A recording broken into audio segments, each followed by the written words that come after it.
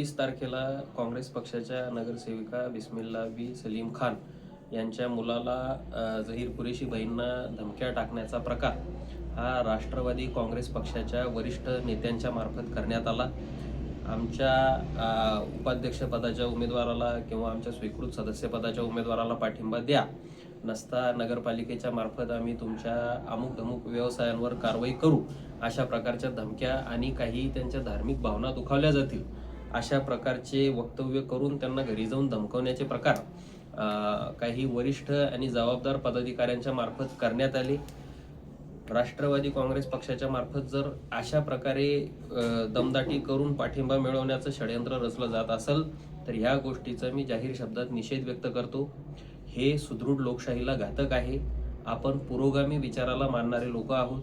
भोकरदन नगर परिषदेमध्ये जनतेने आपला कौल दिलेला आहे आणि सुदैवानं पुरोगामी विचाराचा नगराध्यक्ष आणि पुरोगामी विचाराचे सर्वाधिक महाविकास आघाडीला मानणारे नगरसेवक हे जनतेनं निवडून दिलेले असल्या कारणाने झालं गेलं सोडून आता अल्पमतात असलेला नगराध्यक्ष बहुमतात आणण्याची सुवर्ण संधी आपल्याकडे असताना देखील अशा प्रकारे जर आपण धमक्या टाकून काम करत असू तर इथं कुठंतरी आत्मपरीक्षण करण्याची वेळ ही राष्ट्रवादी काँग्रेस पक्षावर आलेली आहे।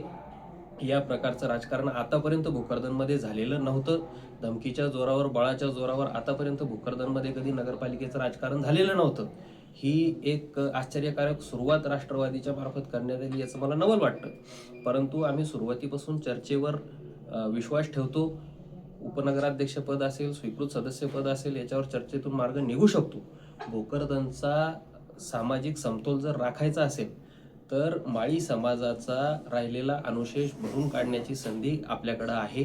माळी समाजाचं येता येता राहिलेलं नगराध्यक्षपद हे राष्ट्रवादीच्या वरिष्ठ नेत्यांच्या त्याच्यावर त्यांचा रोष आहे की त्यांचं येणारं नगराध्यक्षपद कुठंतरी थांबलं आणि ठीक आहे, अध्यक्षपद नाही देता आलं पण उपाध्यक्षपदाच्या रूपानं आपण माळी समाजावर न्याय करू शकतो। प्रभाग 1 असेल, प्रभाग 3 असेल, प्रभाग 9 असेल, या ठिकाणी ओबीसी माळी समाजाचे बऱ्यापैकी मतं इकडं आपल्याला पडलेली होती आणि त्याची जाण ठेवून आपण त्याच्यावर न्याय केला पाहिजे अशी भूमिका आम्ही यापूर्वी सुद्धा मांडली होती।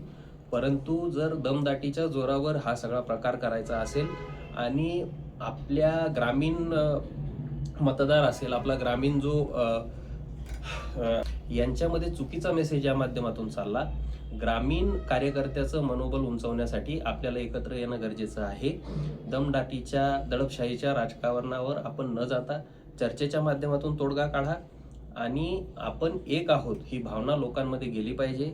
आता पुढं ग्रामीणच्या निवडणुका आहेत, कार्यकर्त्याचं मनोबल उंचावलं पाहिजे, आपण आता मोठेपणा घेतला पाहिजे आणि चर्चेतून तोडगा काढला पाहिजे। धमकीचं राजकारण आजपर्यंत भोकरदनमध्ये झालं नाही, हा पायंडा इथं पाडू नका एवढी नम्र विनंती।